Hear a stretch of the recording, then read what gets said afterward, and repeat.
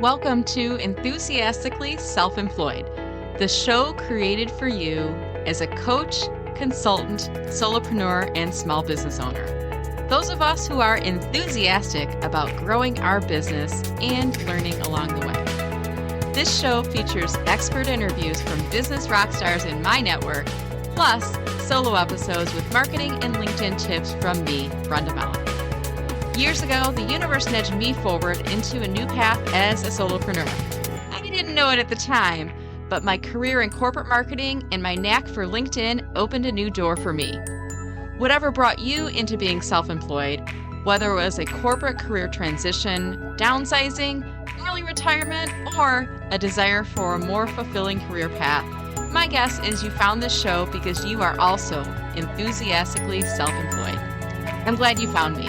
Now let's get started.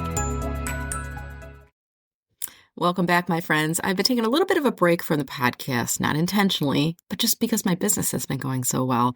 I am now in the year of no more free for free, and it's working, I got to tell you. More on that in a future episode. In today's podcast episode, you're going to hear from my dear friend, Kendra Corman, who is an awesome marketer. She's frequently bringing me into her podcast, and I bring her into mine from time to time. And in this episode, you're going to hear from Kendra some tips on how to get a bigger slice of the podcasting pie. And she talks about things like having a focus for your podcast, using AI and integrating that with your podcasting processes. She also talks about monetizing your show, some different techniques there, and even, who you're bringing on this show and who you're targeting through your listenership as well. So always great insights in on the show. The one last thing I want to mention is as you're listening to the episode, you're going to notice that my audio is a bit off. And this episode was recorded when I was still having microphone issues. Now, I'm giving you advance notice of this. I'm going to keep the show going. In a future episode of my podcast, I'll probably reflect back on what happened with my microphone and even why I kept these episodes in. There's still really great value to them. And with that said, I do hope that you enjoy the show. Now, on to the episode. So first of all, I want to welcome those of you who are watching us live. And I want to invite you to drop a comment below and let us know if you are hearing us. We're going live on 3 networks right now. Actually, more than that, Kendra, because I'm on LinkedIn, YouTube, and Instagram for Meller Marketing. And you said you're live streaming as well. Can you remind me where you're live streaming from? Yes, I'm live streaming on my YouTube channel, which is just youtube.com/@Kendra Corman, and LinkedIn, my personal profile. Well, so we might be having people come from multiple places. Now, what I don't know is with Restream, which is the service I'm using to live stream right now, if people do comment in, if it shows whether they're coming from your stream, from my stream. So I see, like, for example, Christopher Johnson. I'm going to start to pull these up on screen on here, but I see Christopher Johnson coming in. It doesn't say if he's coming from my stream or your stream. I'm fine wherever you're coming from, Christopher. But I was kind of curious if that might be something that we can see. So we'll let those comments continue to roll in. As we are doing that, I want to let our audience know that today we're here talking about how to get a bigger slice of the podcasting pie. And Kendra was one of the first people that I started following with when I was thinking about getting serious about doing a podcast. We've been on each other's shows. She's one of my regularly appearing guests, like on SNL. You know how they have those people that get like the 5 jackets, they come back, Steve Martin and whatnot. Kendra is one of my people that I bring back at least once a year. And I reached out to her recently and I said, it's been a while since you've been on. Let's bring you back. And what do you want to talk about? And we decided on talking about podcast as a subject. So Kendra, there might be some folks that are watching right now, whether live or playback, or maybe even listening to this on the podcast, that haven't heard of you. So why don't you take a few minutes and tell us about yourself, your name, your business, what do you do, who do you help? Sure. My name is Kendra Corman. My business is kendracorman.com. I have a couple arms underneath that business. One is a full service marketing and advertising agency called H2H Consulting. And the other piece is I do training and education on email marketing, podcasting, and leveraging AI in communications. And it's really all about helping small businesses and nonprofits be more effective and efficient with their communications. Wonderful. And what a great communication person she is by having such a well-polished, well-thought-out introduction. And I have to give you a compliment too, Kendra. You sound really just excited and like you enjoy what you do. You know how sometimes we go to these networking events and people will introduce themselves and they're like, my name is Kendra Corman and I work for KendraCorman.com, which is AI and marketing, and like they kind of ramble on, but you bring this with us just enthusiasm and passion for your business. So I always enjoy speaking with you, and I'm really delighted for our conversation today. Hey, I see the chat is lighting up, so things are happening. Mark Crosby, I was just on your show, Mark. So delighted to see you in the audience here. I see Carrie from Align to Success joining us from Arizona, Lisa joining us from Metro Detroit, and another Christopher joining us from LinkedIn as well. So we'll let those comments continue to roll in, and we're going to kick this conversation off for today. So again, if you're just joining us, we're here today talking about how to get a bigger slice of the podcasting pie. And I know that some of you who are listening may be already doing a podcast. Maybe you're thinking about doing a podcast in the future, but Kendra's a good person to learn from for this. So Kendra, what advice do you have for us? So I think a couple of things. One, I put in my title that you might have seen pop up that I'm a marketing strategist and a fan of AI. I love AI. I talked a little bit about AI. And I think in the world of AI today, people want more connection, more personal connection, not less. While AI makes the podcasting process easier, I feel like it allows us to create that know, like, and trust factor without written words, right? People call me all the time and say that, or email me and we connect, and they're like, oh, I feel like I already know you because they've been listening to my podcast, right? So they've heard my voice. Maybe they've seen me on LinkedIn or YouTube and they connect that, right? And I think that that is fun and just a really big differentiator. Yes, AI can create podcasts. It's not to the and yes, it looks good, whatever, but it's still not to that level. It doesn't have that personal connection. And so if you're thinking about starting a podcast, I would strongly recommend that you do start one because it's a lot less crowded too. And so, I mean, and Brenda, you have 2 podcasts, right? I do. One is a limited series, so I wouldn't say it's like a regularly publishing podcast, but I have a main podcast, which is what this show will go on. It's called Enthusiastically Self-Employed. And so I think it's a way less crowded space, blogs and so many other media, right? Social media is just packed with people. And I feel like being able to create that connection with people when they're in the right mind to be listening to you, that they want to hear your tips is just fantastic. So my first tip is if you're thinking about starting a podcast, start a podcast, right? Because there's no reason not to. My second tip on starting a podcast is you got to come up with a name. The name is the hardest thing to come up with because it is the one thing you don't want to change. Everything else about your podcast can change except for the name. And I've been playing around with, and I think I shared it with you, Buzzsprout has a free podcast name generator that is AI generated, and it's actually pretty good. It's given me some amazing suggestions for different ideas. Actually, like an email marketing newsletter I was doing for a client, it's named. So it's got some pretty good and interesting naming ideas to help you brainstorm and get a unique podcasting name. When you're creating the name, find something that nobody else is using. Enthusiastically self-employed, I'm guessing is unique on Apple Podcasts, or it was when you started, right? And so when people go to search for it on those top channels, you come up. But if you pick something that a lot of people have, then it gets a little bit crowded and they don't necessarily find you. So that's my second tip. My third tip that I'm going to share with you guys is to be narrow in your focus, but wide enough that it's a lot of what you can cover, right? So when people first started listening to my podcast, I was all over the place. I didn't know what I was going to be talking about next week, and nobody else did either. And it was just, this is interesting to me at this time, and it's about marketing-ish. And so I would have different guests and no real theme and no real guardrails around what I talked about. And so now I talk about email marketing, podcasting, and AI because I do feel that they really link together well when you're working on your marketing, again, to make you more effective and efficient. So can I ask a question there? Mm-hmm.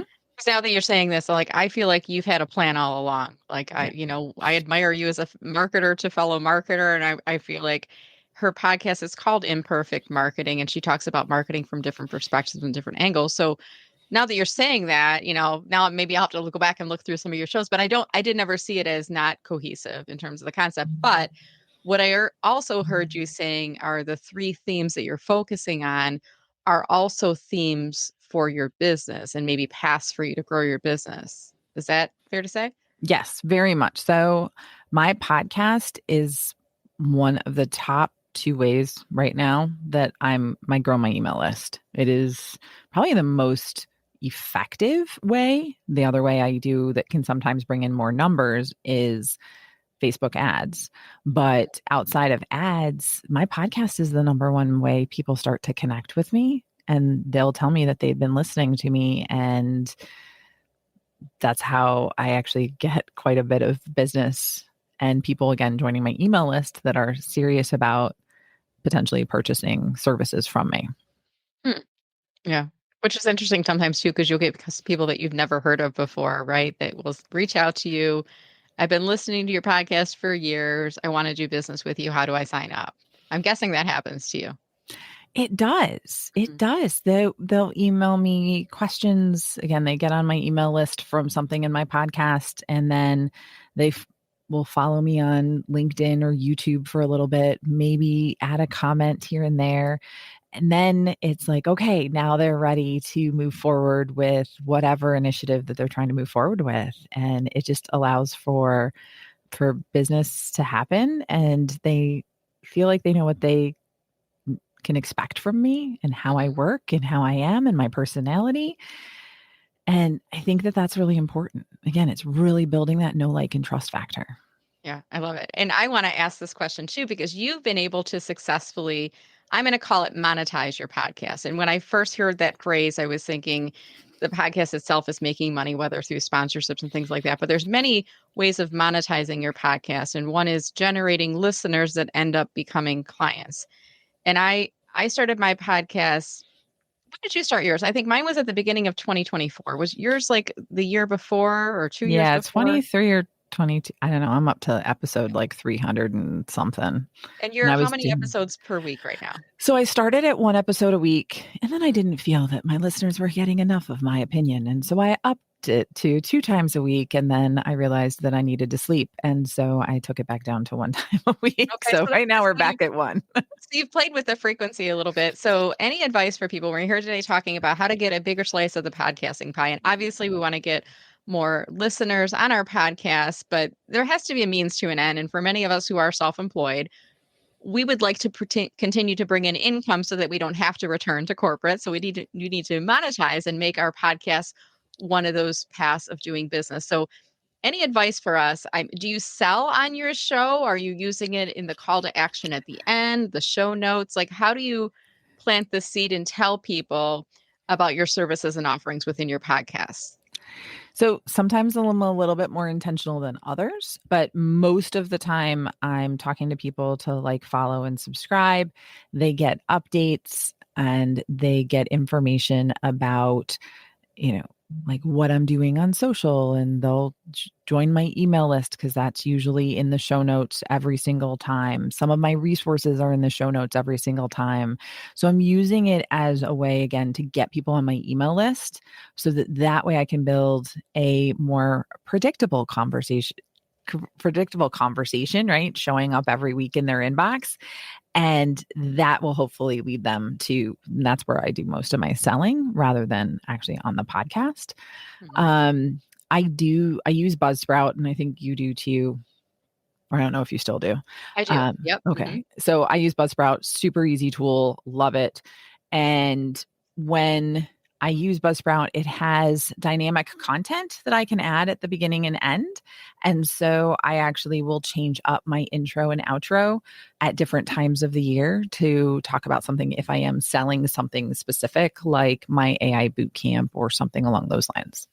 Gotcha. So, what are your thoughts? And I know you've been a guest on other people's podcasts as well, and you probably have picked us up on some best practices. And by the way, I just put for our audience, if you're watching right now, like feel free to drop your podcast in the comments. Tell us the name, who should watch your show, and what it's all about. Because you never know, there might be somebody interested in being a listener on here. But back to you, Kendra. I know you've hosted your own podcast. You've had people come on to interview as guests. You've been guests on other people's podcasts like mine as well, and you're a really great interviewee, I should say, but you've probably seen some faux pas as it relates to podcasting. So what kind of things should we watch out for? Or, some things we shouldn't be doing perhaps that you're noticing? So the number one thing to not do is to be too structured, right? This is conversational. You had a couple of ideas of where we were going to go, and you had me introduce myself. Me introducing myself was a lot shorter than whatever bio I would have sent you. Even if you had asked me for 150 words and I gave you 150 words, it takes a lot more time and it has less passion and energy when you're reading what I sent you. And it's probably just, But I can tell you a story when I introduce myself. And then creating it in a way that it's conversational, right? That it's not so structured. I used to structure every single interview. I had listed questions that I asked my guests. It was very robotic. And I was constantly thinking about the next question, not That's what funny. they were saying, because I didn't want to have that conversation with them. I've guested on podcasts that have done this too. And I feel bad because they're usually more towards the beginning, but podcasting has just allowed me to listen better in every situation. Mm-hmm. And I was recently doing a AI panel. I was a moderator. Someone came up to me afterwards and said, I just want to say that was amazing. You kept it very conversational with the panelists. And it was really cool how you just rolled with the conversation and followed up. And I was like, that is due to my podcast. Thank you. Yeah. Right. And it's by having that. And I remember back in Toastmasters, we would practice like impromptu speaking. And the more you practice it, the better you get at it. And I think the more that you interview people, the more comfortable you get at it. And you find it, I'm sure you find it to be a more enjoyable experience. And to your point, like I came in like, what do you want to talk about? Like, tell us your advice. But I really want to learn from you. So I kind of like going down that path. And I'm assuming it's probably the same way for you as well. It's more enjoyable for you as an interviewer. Yes, I love it when I get people on that can share things, and I especially like it when people share things that are different from my opinion, right? Because it really gives me an opportunity to learn and hear a different perspective in a way that could really benefit me and my clients eventually. So it's a lot of fun. I love to learn. If you've ever taken Strengths Finders, I don't know if you've ever done that personality test, but one of my top skills is learner. And I love to learn. I mean, I could go to school all day, every day. That's my passion. And podcasting with guests allows me to do that. Yeah, that's great. So yeah, great skill that you're picking up, being a lifelong learner. It's fitting into your values and what you enjoy doing, all that. And we're here today talking about getting a bigger slice of the podcasting pie. So let's kind of shift gears and back into the podcast and talk about some metrics or maybe some goals that people might have, or maybe even some tips on how to get more how to get more listeners on there, how to get more topics that are bringing people back. I don't know about you, Kendra, but when I open up my podcast player app, I go on multiple walks a day with Pepper, and I'm usually rotating through the playlist and I look for recent episodes. And there's certain things like if I see your show, I'm always listening to it. Yours is one. Mark Crosby, who's watching, is another one. Annette Richmond's is another one. So there's certain techniques that I know these people are doing on their show that's causing me to listen to this. So what advice do you have on getting more listeners to your podcast? So if you're looking to grow your listeners or start a podcast where you get a bunch of listeners, the first thing to do is you need to have at least some sort of guest format, right? You have to accept guests. You can do some solo shows, and I encourage that because you want to showcase your expertise. And a lot of times when you're interviewing somebody, you don't necessarily get all of that opportunity to showcase your knowledge and expertise. But having at least a few guest episodes regularly really does help, because most podcast guests will share about the fact that they're on your podcast. And that helps lure other people in, and it gets a hold of their audience so that they're exposed to you. Yeah, that's a good Another tip. tip is to be focused. Know who you're talking to and then talk to them. I get that you can probably do a million different things, right? You can probably serve a million different people, and everyone is not a target audience, right? So think about who you're talking to and then just talk to them, because they'll feel like they're being heard by you and that you're delivering content that adds value to them. And that's what's going to create that relationship and that know, like, and trust that you really, really need. So that's two of the tips, right? So, Yeah. and then the third one is consistency. Now, I'm not going to say it's weekly, right? I'm not going to say it's bi-weekly. I would say monthly is getting a little bit light, but I would say at least every 10 to 14 days, again, pick your schedule, that you would release one new episode. Because again, you're going on multiple walks a day with Pepper. You're looking to see who has a new and recent episode. So that's important, right? If you don't see stuff from that person, you'll be like, what is this? Yeah. And Right. so I think that's really important. And you do yours how often? Because I'm once a week. I'm usually once a week, but I'm not so beholden to every single week. And I'll be honest, there's some days where it goes 10 to 14 days between episodes, and then I'll publish on a Friday, and then I'll publish again on a Monday. And recently I had a guest, Quinn Conyers. I was interviewing her. The live stream wasn't working. So I think I published it 3 days after my last show. And I might be mistaken, Quinn, if you're listening, if I haven't published it yet, it's coming up. But I remember pulling it down and getting it into the queue for it. But I have noticed, because I do open up that podcast player up multiple times a day, most people are publishing like Sunday or Monday. There's a few Tuesday, some Wednesdays and I'm Thursday shows. Thursday. Are Yeah. you Thursday? Okay. I'm And Thursday. is there rationale for that? Like, when's the best day to publish? Or is it just like getting into that behavior of publishing always on that same day? What do you think? So I think it's about the behavior of publishing on that same day. A lot of people publish Sunday, Monday because they want to do the beginning of the week. My email newsletter used to be 100% about my podcast for a long time. And because of that, since that was on Thursdays, that's when I decided to release it. And I just leave it there for the predictability. But going back to what you said about the every 10 to 14 days on average, that is the most common release schedule, according to some research that I read on podcasting stats. And I'm trying to remember which podcasting stats these were from, because I do read a lot of Was it stuff. Buzzsprout or one of those like big names? Probably. I think Yeah. it might have been from Buzzsprout. And they said that the majority of podcasts release every 10 to 14 days. So there's nothing wrong with picking a schedule that's convenient for you. And similar to email marketing, if you skip a week, people probably didn't notice. Right. Right. And so you can adjust it to your life and not freak out. Right. That, oh my God, I'm going to not make it. Yeah. I have to tell you, I've been like, I sing your praises all the time. I think you know that. And I'm always sending people to you, and especially when AI and marketing comes up as a topic, I'm tagging you into posts and whatnot. Thank But you you. had a show recently, and I don't know if you remember the name of the guest, but they were talking about email marketing, and they were discussing that they've increased their email frequency to 3 times a week, if I'm remembering correctly. And at first I was like, that's too much. And then you know what? I started doing it. And what I found is that I'm actually getting more inbound inquiries for my business as a result. I'm getting a couple more opt outs. But honestly, the people that are opting out were probably never going to do business with me anyway. And I'm not making it such a pressurized, it needs to have 5 topics and sections and all.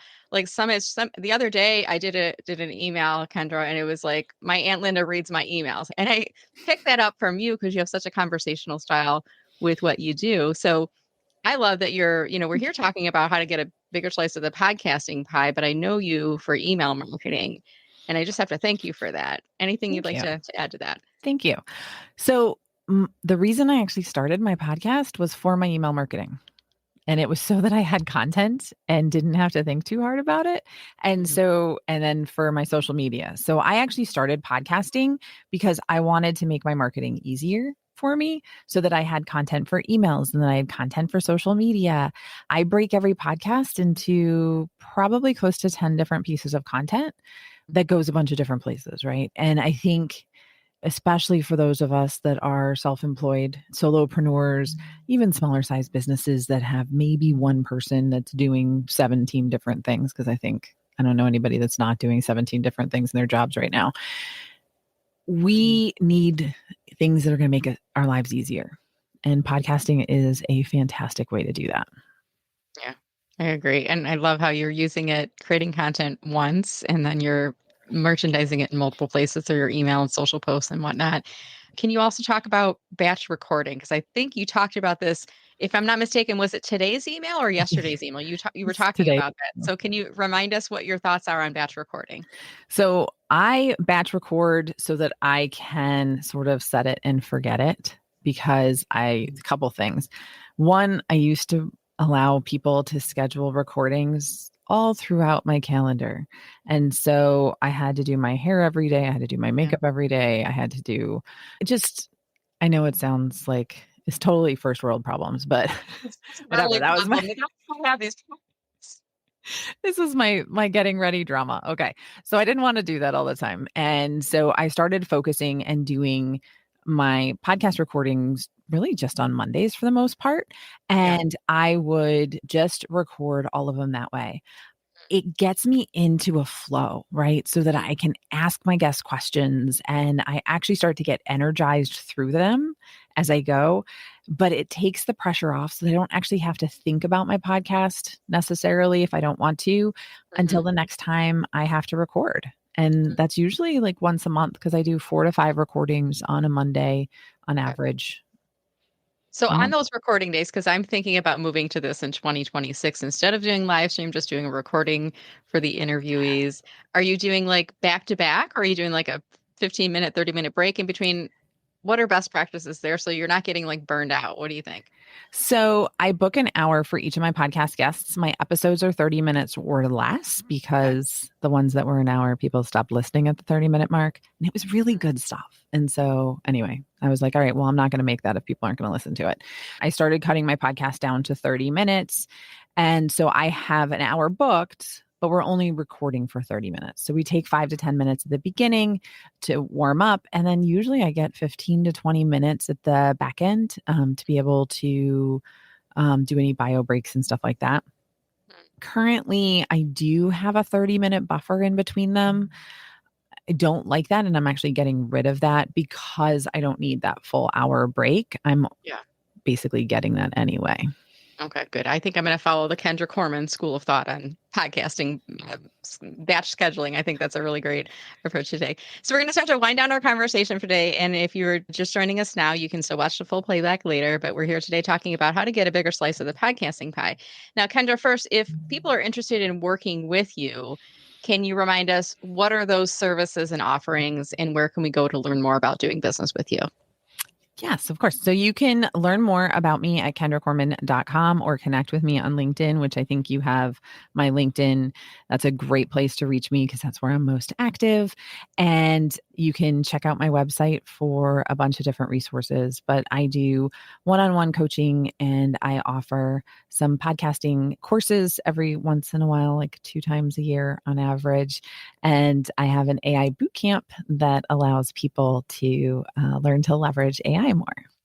Wonderful. Thank you, Kendra. And Kendra you and I are also, we're part of the Fab Five, the Informed Troy Affinity Group. Kendra, once a year, will do a presentation on something related to things that she knows. And last year, she did a presentation on creating a presentation using AI. And she actually demonstrated it live. And I did one afterwards using AI. And it was such a powerful, amazing presentation. So I have to say, I value this woman so much. And I'm always referring people over to her. And I just think the world of you, Kendra. So thank you again for being on. Now, are you open to anyone connecting with you on LinkedIn? And do you have any requests or things that they should know if they do invite you to connect?